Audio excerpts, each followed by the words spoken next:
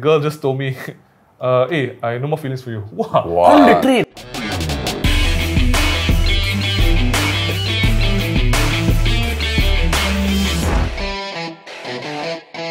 Yo, what's up guys? Welcome back to another episode of Ayy-Men. Today we have a very exciting, interesting topic to talk about. I wouldn't say the word exciting is. Quite sad, It's actually. really quite sad. Come on, man. Falling out of love. Oh, I didn't read that just now. And just like Raj said in the intro, this week's episode isn't something that's too exciting, I think. But, you know, we've had a couple of episodes back to back before this were quite crazy. Quite exciting, quite fun, but it's time for us to reach in and touch ourselves. Yes. I mean, no, hey, Oh, emotionally. Sorry. Emotionally. In my first relationship, we were together for 9 months, and out of the blue, all of a sudden, she told me, "I've lost feelings for you." Oh. Just like Wait, that. you were 19. I was 19. It's quite young still. That's quite young. And we were together for 9 months, and me being, you know, Mr. Indian Bollywood guy, you know, love runs through my blood. I'm a very romantic man. We're not supposed to laugh. I'm Sorry, And I just didn't understand the concept of falling out of love. Because for me, it's very simple. You like someone, she likes you back, you will do whatever it takes to make the relationship work. Forever, dear. Right? So it took me a very, very long time to understand what she meant by losing feelings. And it took me a lot of time to sort of understand the concept that just because you love someone doesn't necessarily mean they are going to love you back and reciprocate with the same kind of love. Wow, dude. Yeah. Strong Straight words, in the first man. 5 minutes, Raj already laying down the lessons, Damn, dude. man. For me, I've been on both ends, right? Like, I think I did date a girl. We were together for maybe about 2 years. At that time, it was my longest time ever. Then I realized that I was actually, you know what? I kind of like her more as just like a good friend. So we talked about it, and of course, you know, there were tears and everything, but we both came to the consensus that we're like, you know what? Actually, you're right. It makes better sense for us to keep a good friend relationship rather than be together. Yeah. Especially because we were about to like leave to like different stages of life, like uni and college and all stuff like that. So that was me, but most of my other relationships was the girl being the one like, hey, I don't like you anymore. Very abrupt. So a bit like, hey, I'm losing feelings. Then like, as a guy, right, I'm sure girls and guys internalize it differently. But for me, I remember I was on a train somewhere and the girl just told me, hey, I no more feelings for you. Wow. On the train. On the train, going somewhere together about a trip, you know. And then the girl just said, hey, I got no more feelings for you. Then I was like, in my mind, I was like, In the hey, train. why you tell me now? Tell me like at the end of the trip or something. Was there any hints that she was, you know? No, dude. Wow, damn, man. Going to the train, everything, holding hands, happy, love, you know. Sit down, then like, you know, an hour into the train station, train ride. So she just say that, then I'm just like, Can you imagine what's going through in her head when she holds your hand going in from there? Like, shit. that's the scary part, right? Shit. I don't know how to tell him. that But she hurts. keeps a straight face like, Yeah. like that's... So, Joseph, have you been on both ends of I the think spectrum? both ends as well, but it was more of a mutual thing, more or less the receiving end. Previously, I was in a 2-year relationship, and it was a long distance one, by the way, and things just sort of didn't work out from there. But I was clinging on to that whatever hope I could find for almost a year, even after we decided that we should break up from there. It was super hard. I need to let say, go from there. I don't know about you, but I'm like Joseph. I think with previous relationships, when that has happened, I know guys are very good at holding on. Like it's almost unhealthy.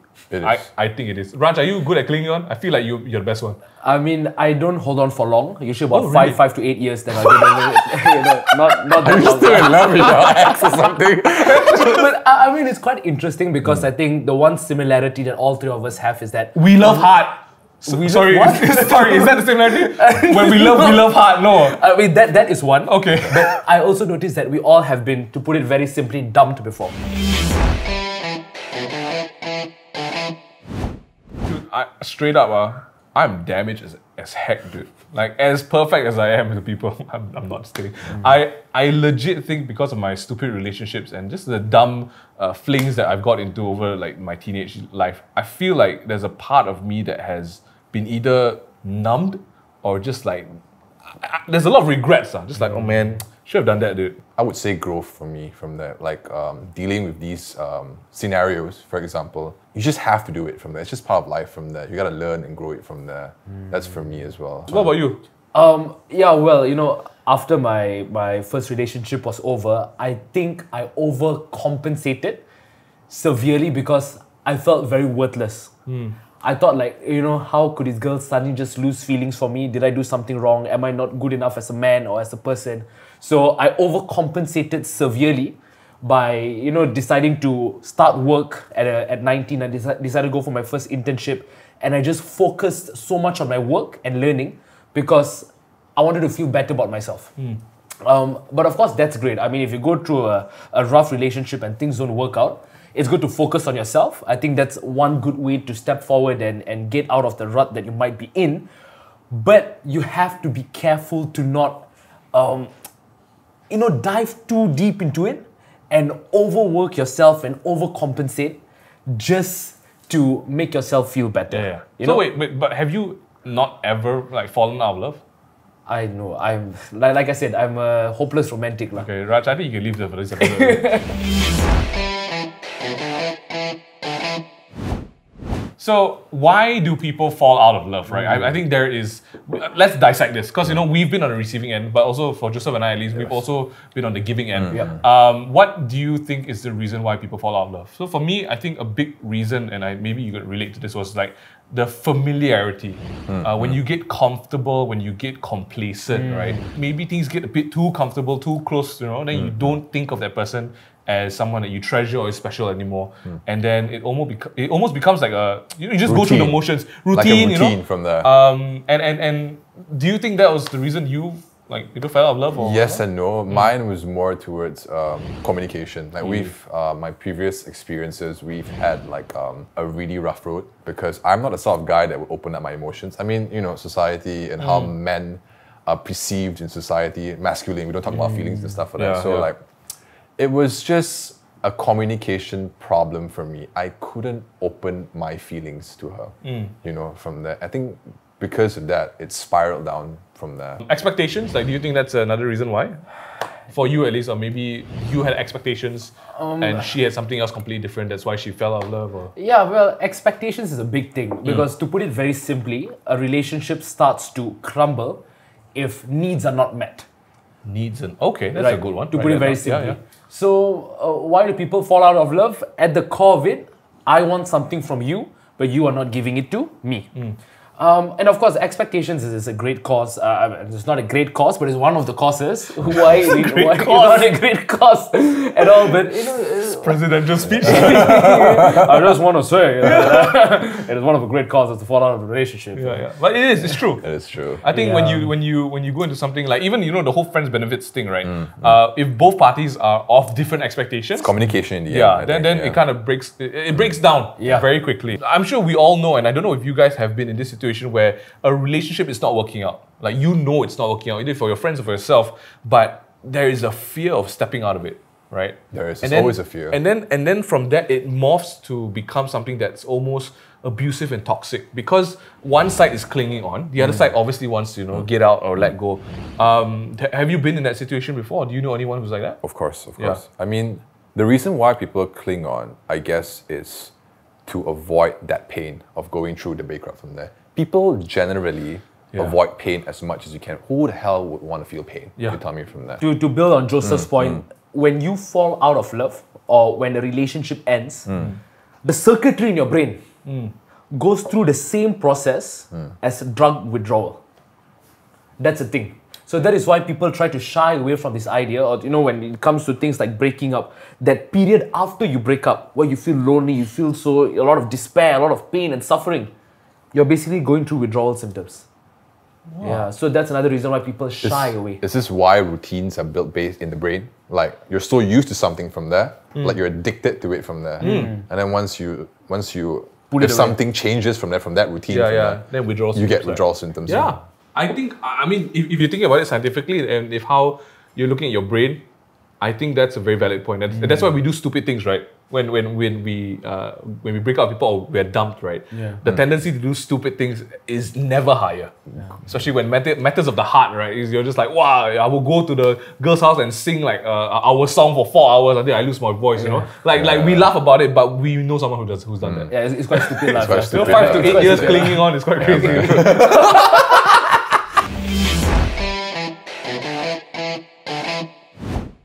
when people fall out of love, but they don't want to let go of that relationship, or they don't want to go through the pains of breaking up, right? Sometimes people cheat.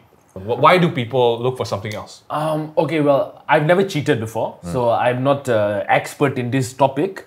But from my personal experience, coming back to when I was dumped for the first time, immediately after I was dumped, I wanted to talk to other women just to make myself feel better. Okay. So I remember I went out with my bosses from my previous internship. We went out drinking. Nicely, we got hammered. Automatically, I took out my phone and I drunk texted 3 different girls. Just to elicit a response, just to feel better about myself. Did you also text your boss? No, I didn't. He was next to me. Oh, is he? Yeah. I thought the boss was good. No. Okay. For me, I have never cheated before as well. So I can't really comment on that. But like based on what I see from there, again, like it's just communication problems. Like what you mentioned before, expectation, needs are not met from there. I guess you have to communicate those needs, because if you don't, they would find someone else from at the same time, because they do not want to feel that pain between that breakup between you and that person from there. They'll find someone else for that. Does it make sense for you? Yes. Yeah, it makes perfect sense. It's very hard to like, it's a very, very deep subject as well. It encapsulates why people do this. Let's talk about how people rebuild relationships. If we rephrase it, right? Because when you say rebuild a relationship, you're implying that there are parts that are like broken. Was broken. Yeah. So even if it's not fixing something that's broken, right? How do you make that decision and choice to love somebody every moment, right? What's some of the practical steps that we can do when it comes to choosing to love somebody? If both people in the relationship know that you're having a monotonous stage in the relationship, what I would recommend doing, and I've done this myself in my current relationship, take a few days off. Don't talk to each other. Don't meet. Sit down and reflect. Wow. I think that's a great place to start. Reflect on what it is that you think is missing in the relationship, what it is that you want from your partner, what it is you think that your partner wants from you, and where do you think you yourself have gone wrong in the relationship. It's a very mature answer. Raj, I'm impressed. Wow, Raj. not bad. Shit. All right, for me, same thing. If let's say you're going through a rough patch with your partner, I would suggest taking a few days off as well, only because to work on yourself. Yeah. Like you need to be conscious, you need to acknowledge your current situation with your partner and then tackle the problem. It's not you fighting with your partner, it's you and your partner fighting that problem. Oh, that's a good one. That's good. That's good. Oh, mate. Mate. I'm getting literal chills right now. Can I see it? Yeah. You want to see? We can't see chills. But for me, I'm more of I want to go through this with you. We're on the same team. I think understanding that you both are a team. Yeah, a team and a duo. Yeah, like your partner and you guys are still wanting to achieve the same thing. You know, still be together and happy and you guys have a common goal to work on from there. Correct. You know? And I think sometimes we forget that in our relationships, right? Sometimes we forget that we're playing for the same team. I think sometimes we look at each other and we realize, this is the enemy. And when that happens, right, then whatever you say, no matter how sensible or rational it is, just doesn't stick because you're so angry, right? So I think it depends on like how you operate as a person. If it's time that you need to just kind of like, okay, hold on, let's put a pin in this. I need to go out and chop some banana trees with a parang. Then you do that, right? You come back with a level head and then you just be honest.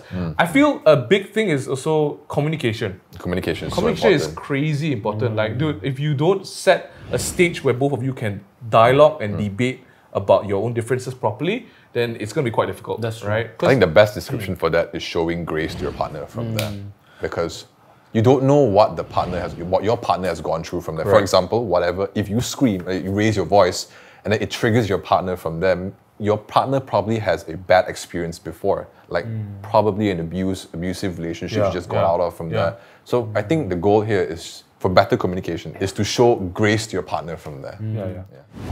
I think at the end of the day, it really boils down to also respecting each other. How you want to be treated is how you should treat your partner. The way that you communicate, the way that you show each other love, or even if you argue and fight, right? At the end of it, if you have a genuine respect for your partner, there needs to be steps taken on your side. Even if it's even if you're not at fault. I feel like it's always a good lesson in love and patience and understanding to reach out and try to mend the situation. Because again, definitely. you're on the same team, right? And when your team wins, you also win, all right? So that's something to remember. And sometimes better communication just means checking on your partner in between the day. Calling them, showing that you're text, concerned.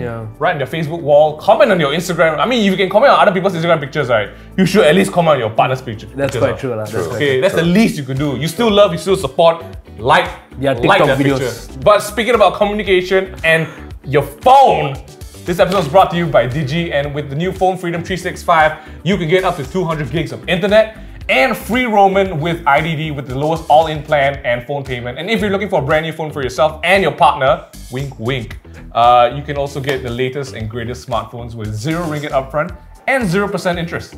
Yeah, so shout out to Digi. Thank you so much for allowing us to share our heartbreak stories to the world. Yeah. And hopefully help a few people along the way. Yeah, but at the end of the day, we want to just remind you guys that in every relationship, it's 2 hands to clap. It's both ways, right? It's a communication game. And the better we are at it, the better the relationship will be. Again, share your personal experiences or questions. Make sure you hashtag Ayy-Men asking for a friend.